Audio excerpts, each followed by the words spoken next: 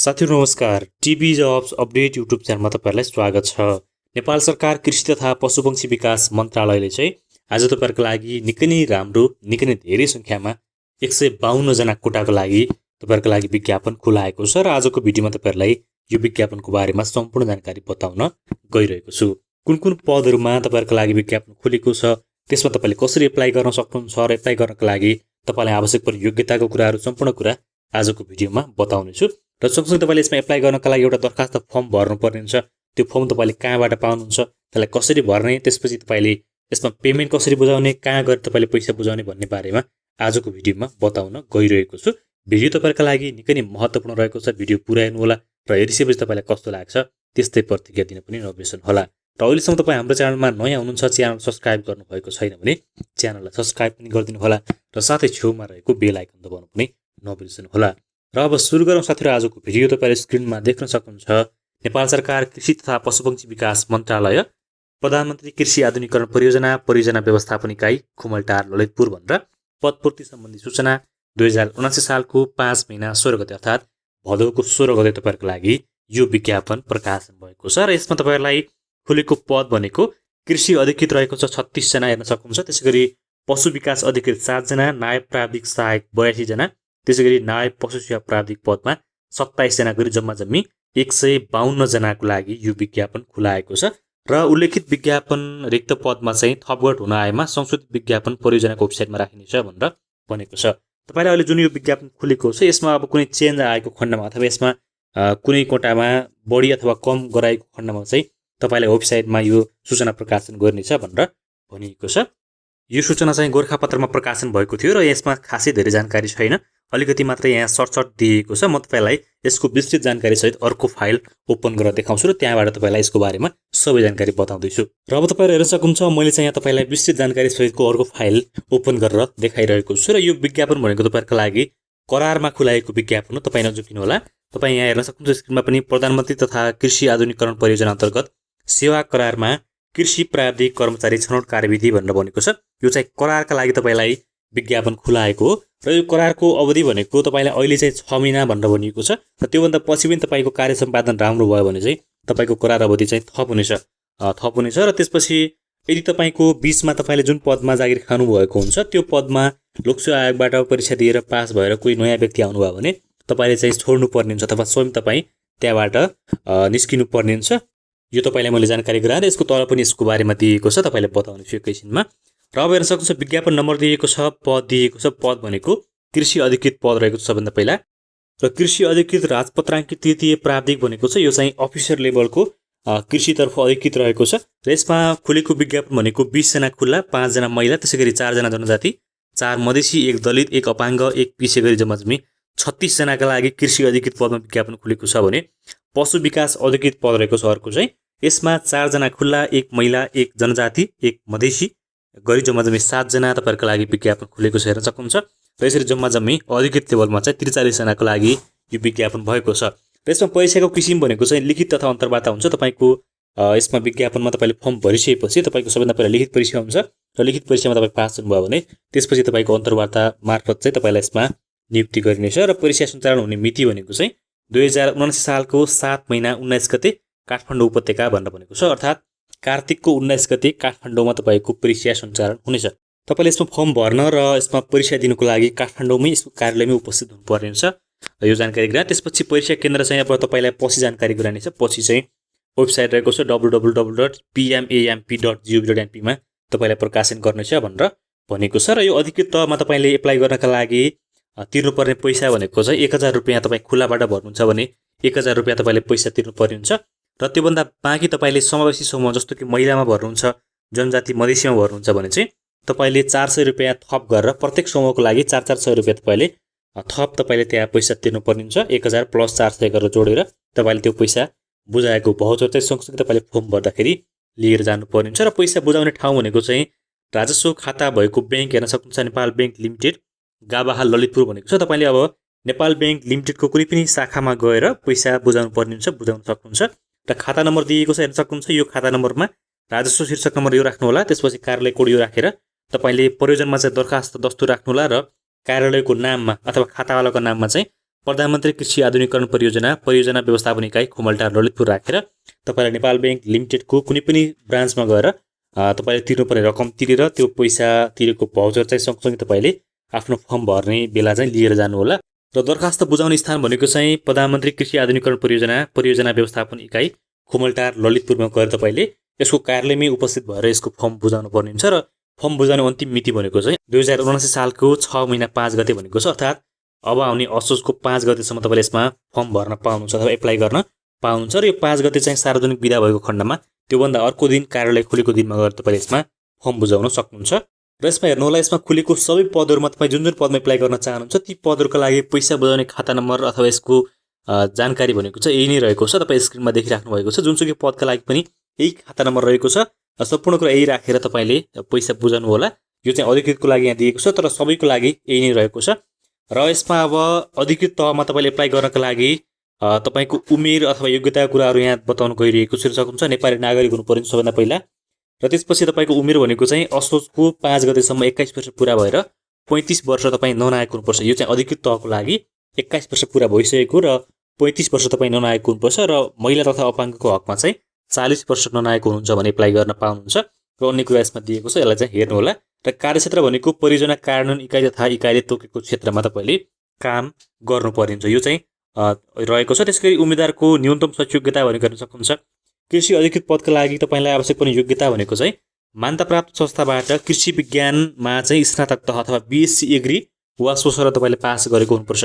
भनेको तपाईँले ब्याचलरमा चाहिँ कृषि विषय लिएर पास गर्नुभएको छ अथवा BSc एग्री पास गर्नुभएको छ भने चाहिँ कृषि अधिकृत पदमा एप्लाई गर्न पाउनुहुन्छ, फर्म भर्न पाउनुहुन्छ। त्यसै गरी पशु विकास अधिकृत पदका लागि एप्लाई गर्नको लागि योग्यता भनेको चाहिँ मान्यताप्राप्त संस्थाबाट पशु विज्ञानमा मुख्य विषय लिई BSc एजी उत्तीर्ण वा बीटेक डेरी टेक्नोलोजी वा BBSc एन्ड AH वा BBSc DBM वा बीटेक एन्ड लाइभस्टक एक्सटेन्सन वा सोसर उत्तीर्ण गरेको हुनुपर्छ भनेर भनेको छ। तपाईँले पशु विज्ञान विषय लिएर BSc एजी गर्नुभएको छ अथवा बीटेक गर्नुभएको छ, BBSc एन्ड AH गर्नुभएको छ अथवा BBSc DBM गर्नुभएको छ, यस्तो तपाईँले यी विषय पढ्नु भएको छ भने चाहिँ पशु विकास अधिकृतमा तपाईँले फर्म भर्न पाउनुहुन्छ।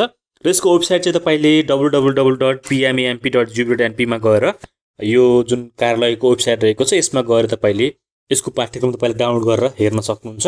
र दरखास्त फारम 7 बुझाउनु पर्ने कागजात भनेको छ, यसमा तपाईँले एप्लाई गर्नका लागि डकुमेन्टहरू तपाईँको आवश्यक पर्ने भनेको चाहिँ तपाईँको नेपाली नागरिकताको फोटोकपी राख्नुपर्ने हुन्छ।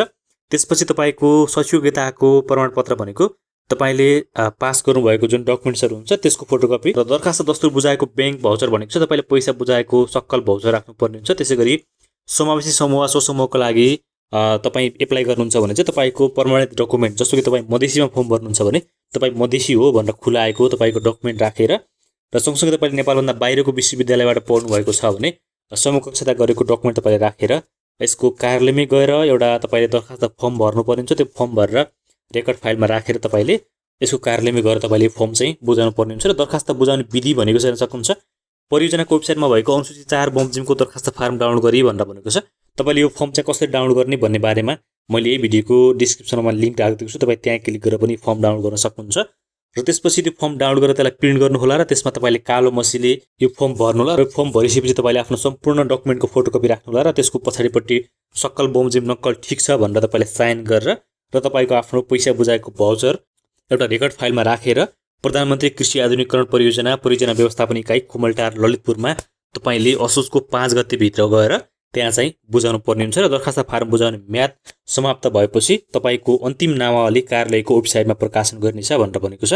तपाईँले यसमा एप्लाई गरिसकेपछि तपाईँको सबैको नाम चाहिँ यसको वेबसाइटमा चाहिँ प्रकाशन गर्नेछ र त्यसपछि तपाईँको परीक्षा हुन्छ। र करार अवधि भनेको चाहिँ सक्नुहुन्छ, करार अवधिमा तपाईँ स्वीकृत स्थायी करार दरबन्दीमा नेपाल सरकारको स्थायी कर्मचारी व्यवस्थापन भई सरुवा भई नआएमा आर्थिक वर्षको असाढ मसान्त ननाग्ने गरी बढीमा 6 महिना भनेर भनेको छ। तपाईँलाई 6 महिना बढीमा 6 महिनाको लागि अहिले नियुक्त गर्ने हो, जुन चाहिँ असार मसान्तसम्म अर्थात् 2080 सालको असार मसान्त ननाग्ने गरी त्योभन्दा पछि नजाने गरी 6 महिनासम्म भनेर भनेको छ। तर तपाईँको कार्य सम्पादन चाहिँ राम्रो भयो भने सन्तोषजनक भएमा आवश्यकता बमोजिम स्वीकृत बजेटको परिधिभित्र रही करार अवधि थप गर्न सकिनेछ भनेर भनेको छ। तपाईँको काम चाहिँ राम्रो भयो भने तपाईँको करार अवधि चाहिँ थप्नेछ र तपाईँको पदमा चाहिँ अरू कुनै व्यक्ति नेपाल सरकारको लोकसेवा आयोगबाट पास भएर स्थायी कर्मचारी अथवा त्यहाँ आउनुभयो भने चाहिँ तपाईँले त्यो जागिर चाहिँ छोड्नु पर्ने हुन्छ। यो जानकारी मैले तपाईँलाई गराएको छु। यो चाहिँ कृषि अधिकृत पदका लागि रहेको थियो भने अब तपाईँलाई अन्य पदहरूको बारेमा जानकारी गराउन गइरहेको छु। अन्य पद भनेको नायब प्राविधिक सहायक र नायब पशु सेवा प्राविधिक पद रहेको छ। यो भनेको तपाईँको निजाबती तर्फको खरिदार लेभलको जुन पद हुन्छ त्यही पद बराबरको यो पद रहेको छ। राजपत्र अनुकी द्वितीय श्रेणी भनेको चाहिँ खरिदार लेभलको यो पद रहेको छ प्राविधिक तर्फको। नायब प्राविधिक सहायक र नायब पशु सेवा प्राविधिक रहेको छ, हेर्न सक्नुहुन्छ। यसमा तपाईँले विभिन्न जिल्लाबाट धेरै सङ्ख्यामा यसमा खुलेको छ। अब तपाईँले कुन कुन जिल्लाबाट कुन कुन पदमा विज्ञापन खुलेको छ भन्ने बारेमा बताउन गइरहेको छु। यो धेरै जिल्लाका लागि रहेको छ, हेर्न सक्नुहुन्छ। म तपाईँलाई जम्मी बताउने छु। तपाईँ खुला महिला जनजाति कतिजना खुलेको छ तपाईँले हेर्नुहोला। सबैभन्दा पहिला ताप्लेजुङ जिल्लाबाट हेर्न सक्नुहुन्छ 2 जना रहेको छ जम्मी। इलामका लागि नायब प्राविधिक सहायकमा 1 जना, त्यसैगरी सङ्खुवासभाबाट 4 जना, त्यसैगरी तेह्रथुमका लागि 2 जना खुलेको छ। त्यसैगरी सुनसरीका लागि नायब पशु सेवा प्राविधिक पदमा चाहिँ 1 जना विज्ञापन खुलेको छ। ओखलढुङ्गा जिल्लाका लागि नायब प्राविधिक सहायक 1 जना, त्यसैगरी नायब पशु सेवा प्राविधिकका लागि 2 जना विज्ञापन खुलेको छ। र त्यसैगरी खोटाङ जिल्लाबाट नायब पशु सेवा प्राविधिक पदमा चाहिँ 2 जना विज्ञापन खुलेको छ। उदयपुरका लागि नायब प्राविधिक सहायकमा 1 जना, सिराहा जिल्लाका लागि नायब प्राविधिक सहायकमा 1 जना, त्यसैगरी धनुषाका लागि 1 जना खुलेको छ। सर्लाहीका लागि 1 जना, त्यसैगरी बाराका लागि नायब प्राविधिक सहायक 2 जना र नायब पशु सेवा प्राविधिक 2 जना। त्यस्तै दोलखा जिल्लाका लागि नायब प्राविधिक सहायक 2 जना र रामेछाप जिल्लाका लागि 1 जना विज्ञापन खुलेको छ। त्यस्तै रामेछाप जिल्लाका लागि नायब पशु सेवा प्राविधिक 2 जना विज्ञापन खुलेको छ। सिन्धुलीका लागि नायब प्राविधिक सहायक 2 जना, सिन्धुपाल्चोक जिल्लाका लागि नायब प्राविधिक सहायक 2 जना र नायब पशु सेवा प्राविधिक 2 जना खुलेको छ। त्यसैगरी भक्तपुर जिल्लाका लागि नायब प्राविधिक सहायक 2 जना र नायब पशु सेवा प्राविधिक 2 जना, त्यसैगरी नुवाकोट जिल्लाका लागि प्राविधिक सहायकमा 1 जना र पशु सेवा प्राविधिकमा 2 जना खुलेको छ। त्यसैगरी धादिङ जिल्लाका लागि प्राविधिक सहायकमा 2 जना खुलेको छ। चितवनका लागि प्राविधिक सहायक 1 जना, गोरखाका लागि 4 जना, त्यसैगरी लमजुङका लागि 2 जना विज्ञापन खुलेको छ। यो सबै चाहिँ प्राविधिक सहायक पद रहेको छ। त्यसैगरी नवलपरासी पूर्वका लागि 1 जना खुलेको छ, कास्कीका लागि 2 जना, त्यसैगरी स्याङ्जा जिल्लाका लागि प्राविधिक सहायकमा 2 जना र पशु सेवा प्राविधिकमा 2 जना विज्ञापन खुलेको छ।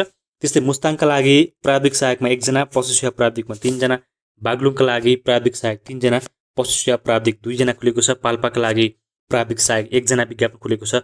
त्यसैगरी रूपन्देही जिल्लाका लागि प्राविधिक सहायक 4 जना, गुल्मी जिल्लाका लागि प्राविधिक सहायक 1 जना, पशु सेवा प्राविधिक 2 जना। त्यसैगरी अर्घाखाँचीका लागि प्राविधिक सहायक 1 जना, प्राविधिक सहायक रुकुम पूर्वका लागि 3 जना, त्यसैगरी बर्दियाका लागि प्राविधिक सहायक 3 जना, डोल्पाका लागि 4 जना, सल्यानका लागि 1 जना, मुगुका लागि 2 जना, त्यसैगरी जुम्ला जिल्लाका लागि 2 जना, त्यसैगरी हुम्ला जिल्लाका लागि प्राविधिक सहायक 1 जना र पशु सेवा प्राविधिक 2 जना विज्ञापन खुलेको छ। त्यस्तै बाजुराका लागि 1 जना प्राविधिक सहायक रहेको छ। त्यसैगरी अछामका लागि पशु सेवा प्राविधिकमा 1 जना, बझाङका लागि प्राविधिक सहायक 3 जना, त्यसैगरी कैलालीका लागि प्राविधिक सहायक 1 जना खुलेको छ भने दार्चुलाका लागि नायब प्राविधिक सहायक 4 जना, त्यसैगरी डडेलधुरा जिल्लाका लागि नायब प्राविधिक सहायक 4 जना खुलेको छ। त्यसैगरी अन्तिममा चाहिँ कञ्चनपुर जिल्लाका लागि नायब प्राविधिक सहायक 2 जनाका लागि विज्ञापन खुलेको छ। जम्मी 109 जनाका लागि यो विज्ञापन भएको छ। नायब पशु सेवा प्राविधिक र नायब प्राविधिक सहायक पदमा चाहिँ खुल्लामा 67 जना रहेको छ, त्यसैगरी महिलामा 36 जना रहेको छ र आदिवासी जनजातिमा चाहिँ 6 जनाका लागि तपाईँहरूको लागि यो विज्ञापन खुलेको छ। निकै नै राम्रो, एकदमै धेरै सङ्ख्यामा यो विज्ञापन तपाईँहरूको लागि खुलेको छ। र यसको पनि परीक्षाको किसिम भनेको चाहिँ लिखित तथा अन्तर्वार्ता हुनेछ। तपाईँले पहिला लिखित परीक्षा दिनुपर्ने हुन्छ, त्यसपछि तपाईँले अन्तर्वार्ता मार्फत यसमा नियुक्ति पाउनुहुनेछ। र परीक्षा सञ्चालन हुने मिति र स्थान भनेको चाहिँ तपाईँको 6 महिना 29 गते अर्थात् असोजको 29 गते सम्बन्धित परियोजना कार्यान्वयन इकाइ रहेको स्थान भनेर भनेको छ। तपाईँको जुन यसको कार्यालय छ खुमलटार ललितपुरमा, त्यो कार्यालयमा तपाईँको असोजको 29 गते यसको परीक्षा हुन्छ। र परीक्षा केन्द्र भनेको अहिले यहाँ तपाईँले प्रकाशन गरिएको छैन, तपाईँलाई पछि प्रकाशन गरिनेछ। काठमाडौँमै हुन्छ, यसको कार्यालयमै अथवा ललितपुरमा हुन्छ र तपाईँलाई पछि यसको वेबसाइटमा यो परीक्षा केन्द्रको बारेमा जानकारी गराइनेछ।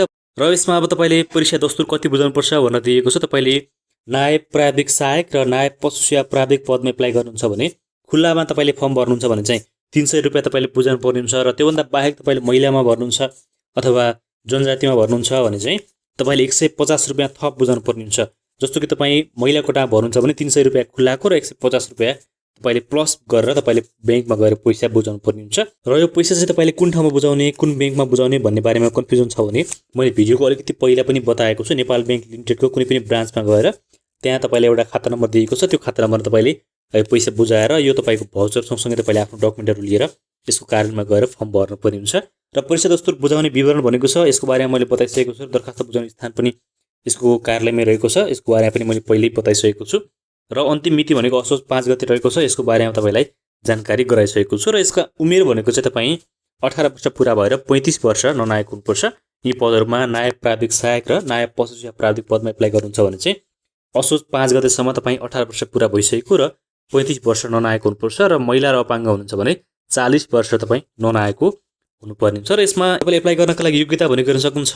शैक्षिक योग्यता चाहिँ नायब प्राविधिक सहायक पदका लागि मान्यताप्राप्त संस्थाबाट एसएलसी उत्तीर्ण गरी न्यूनतम 1 वर्ष जेटिए कृषि विज्ञान तालिम प्राप्त वा कृषि विषयले टिएसएलसी उत्तीर्ण भन्न भनेको छ। तपाईँले एसएलसी पास गर्नुभएको छ भने एप्लाई गर्न पाउनुहुन्छ, तर तपाईँले 1 वर्ष जेटिए अथवा कृषि विज्ञान तालिम लिएको हुनुपर्छ। एसएलसी पास गरेर जेटिए पढ्नुभएको छ, कृषि विज्ञान तालिम लिनुभएको छ 1 वर्ष भने चाहिँ एप्लाई गर्न पाउनुहुन्छ, अथवा तपाईँले कृषि विषय लिएर टिएसएलसी पास गर्नुभएको छ भने पनि यसमा एप्लाई गर्न पाउनुहुन्छ। त्यसपछि नायब पशु सेवा प्राविधिक पदमा एप्लाई गर्नका लागि योग्यता भनेको चाहिँ तपाईँले एसएलसी उत्तीर्ण गरी न्यूनतम 1 वर्ष जेटिए पशु विज्ञान पशुपालन पशु स्वास्थ्य विषयमा तालिम लिएको हुनुपर्छ, अथवा तपाईँले कृषि पशुपालन पशु स्वास्थ्य विषय लिई टिएसएलसी उत्तीर्ण गरेको हुनुपर्छ। एसएलसी रहेको छ तपाईँको न्यूनतम योग्यता र एसएलसी पास गरिसकेपछि तपाईँले 1 वर्ष जेटिएमा पशु विज्ञान विषयमा अथवा पशुपालन अथवा पशु स्वास्थ्य विषयमा पढ्नुभएको छ अथवा तालिम लिनुभएको छ, वा तपाईँले कृषि विषय लिएर अथवा कृषि विषयमा तपाईँले पशुपालन पशु स्वास्थ्य विषय लिएर टिएसएलसी पढ्नुभएको छ भने नायब पशु सेवा प्राविधिक पदमा तपाईँले एप्लाई गर्न पाउनुहुन्छ। यसमा जागिर खान तपाईँले पाउनुहुन्छ। यो जानकारी मैले तपाईँलाई गराएँ र यसको पाठ्यक्रम चाहिँ यसको वेबसाइटमा गएर तपाईँले हेर्न सक्नुहुन्छ। यसको लिङ्क पनि म तपाईँलाई यही भिडियोको डिस्क्रिप्सनमा राखिदिन्छु, तपाईँ त्यहाँबाट पनि क्लिक गरेर डाउनलोड गर्नुहोला, हेर्नुहोला। र दरखास्त फारम साथ बुझाउनुपर्ने कागजात भनेको छ यसको बारेमा मैले तपाईँलाई बताइसकेको छु। तपाईँको आफ्नो नागरिकता, तपाईँको शैक्षिक योग्यताको डकुमेन्टको फोटोकपी, तपाईँको ब्याङ्कमा पैसा बुझाएको भाउचर, यदि तपाईँ समावेशीमा भर्नुहुन्छ भने तपाईँको समावेशिता खोल्ने डकुमेन्ट सबै कुरा राखेर तपाईँले ब्याङ्कमा पैसा बुझाएको भाउचर राखेर एउटा फर्म हुन्छ, त्यो फर्म तपाईँले भरेर त्यो फर्म पनि सँगसँगै एउटा रेकर्ड फाइलमा राखेर ती सम्पूर्ण डकुमेन्टको पछाडि तपाईँले सक्कल बमोजिम नक्कल ठिक छ भनेर साइन गरेर यसको कार्यालयमै गएर असोज 5 गतेभित्र तपाईँले यसमा बुझाउनु पर्ने हुन्छ। यहाँ तल पनि दिएको छ, तपाईँ यसमा हेर्न सक्नुहुन्छ। हेर्नुभयो भने तपाईँले सबै कुरा थाहा पाइ नै हाल्नुहुन्छ। यसको बारेमा मैले तपाईँलाई पहिले पनि बताइसकेको छु। र करार अवधि भनेको 6 महिना रहेको छ। अहिलेलाई चाहिँ तपाईँको काम चाहिँ राम्रो भयो भने पछि तपाईँलाई थप्न पनि सक्छ, त्यसरी रहेको छ। र यदि तपाईँले जागिर खाइरहेको पदमा कुनै अर्को व्यक्ति स्थायी नियुक्ति लिएर आएको खण्डमा चाहिँ तपाईँले त्यहाँबाट छोड्नुपर्ने हुन्छ अथवा जागिर तपाईँले छोड्नुपर्ने हुन्छ।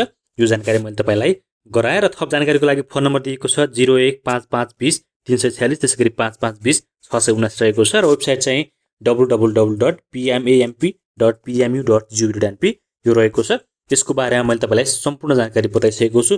कृषि तथा पशुपन्छी विकास मन्त्रालय प्रधानमन्त्री कृषि आधुनिकीकरण परियोजना व्यवस्थापन इकाइ खोमलटार ललितपुरले खुलाएको यो नयाँ विज्ञापनको बारेमा तपाईँले सबै जानकारी पाइ नै सक्नुभएको छ। र अब तपाईँले यसमा एप्लाई गर्नका लागि दरखास्त फारम कहाँबाट पाउनुहुन्छ भन्ने बारेमा तपाईँलाई बताउन गइरहेको छु। र त्यसै गरी सँगसँगै तपाईँले यसमा पाठ्यक्रम अथवा यसको सिलेबस चाहिँ कहाँ रहेको छ, तपाईँले कसरी हेर्ने भन्ने बारेमा बताउन गइरहेको छु। र त्यसको लिङ्क मैले यही भिडियोको डिस्क्रिप्सनमा पनि राखिदिएको छु, तपाईँ त्यहाँबाट पनि क्लिक गरेर हेर्न सक्नुहुन्छ। त्यसका लागि तपाईँले सबैभन्दा पहिला आफ्नो मोबाइलमा कुनै एउटा ब्राउजर ओपन गर्नुहोला, गुगल ब्राउजर अथवा गुगल क्रोम, जुनसुकै ब्राउजर ओपन गर्दा पनि हुन्छ।